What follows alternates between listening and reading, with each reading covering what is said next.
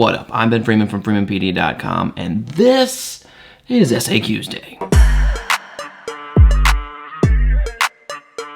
This is where I take some of the released SAQs that are still relevant to the course and break them down with you with a few tricks and tips along the way. And today, we turn our attention to the 2019 AP World Modern Exam. We've seen one SAQ from this exam already a few weeks back. We broke down the changing roles of the Central Asian nomads and how they interacted with the rulers of China. That was the first SAQ. Today, we jump to the fourth SAQ, and that means two things. Number one, there is no stimulus, which is good or bad, depending on what you think of it. You don't have to read anything, but then again, you have no crutch. And then two, you have an option. You could have skipped this one.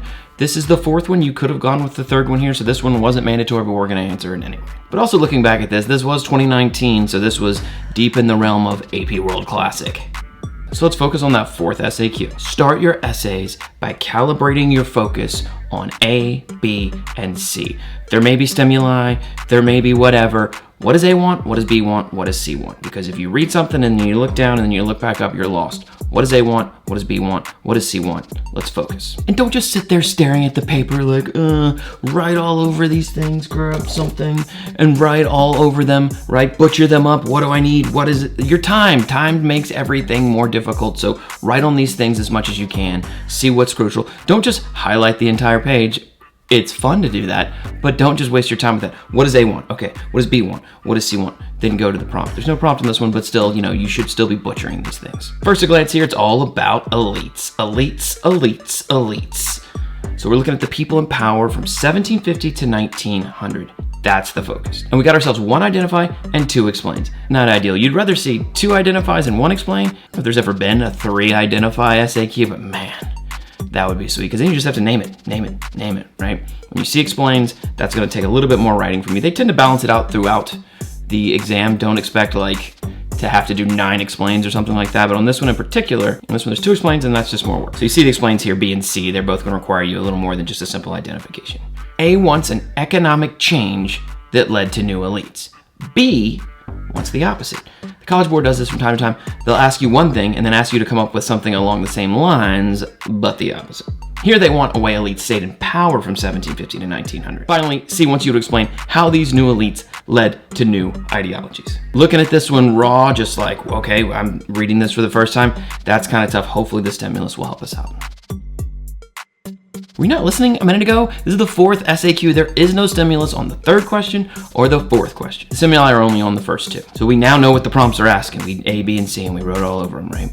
We know the College Board hates you because there is no stimulus on this one to kind of help you out. So let's put pen to paper and answer the prompt. The College Board is the best at wording a question in just such a way that you might not think you know what they're talking about, but in reality, you probably know what they're talking about. And this is a great example of that. Check that time period, 1750 to 1900. Periodization matters. Dates don't matter. Specific time of the year when something went down, or this was July 4th, 17th, who cares? You need to know when things happened in order and kind of big chunks of time. AP World calls them, College Board calls them periods.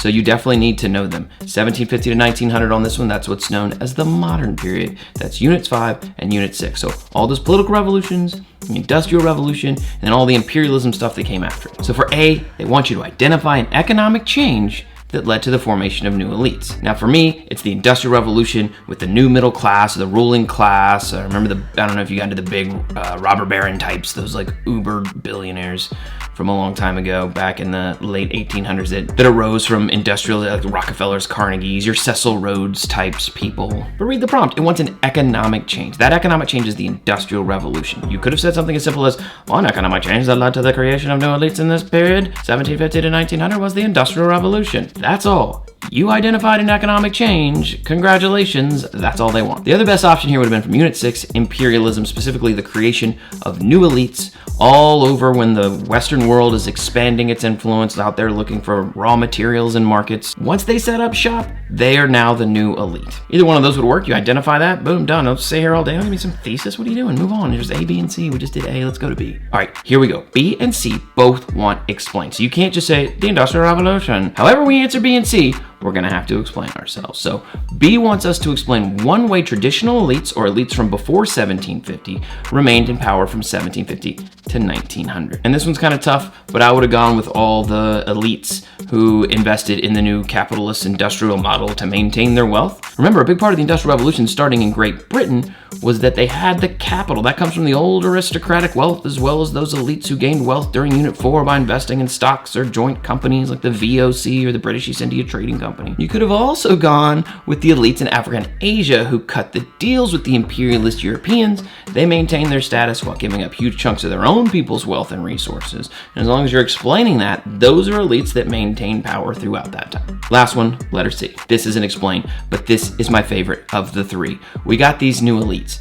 So how did that lead to new ideologies? Again, periodization. If you just knew 1750 to 1900 equals Industrial Revolution times, factory times, then you would probably be pretty aware, it's kind of a focus of Unit 5, that the working class not treated so great by the people in charge. So much so that it led to people like this guy, you know him, Reverse Santa, Karl Marx, whose Marxism and Communist Manifesto derive from the treatment of these the new working class by the elites. My other go-to here would have been something about how imperialism led to ideas, so new ideologies like social Darwinism.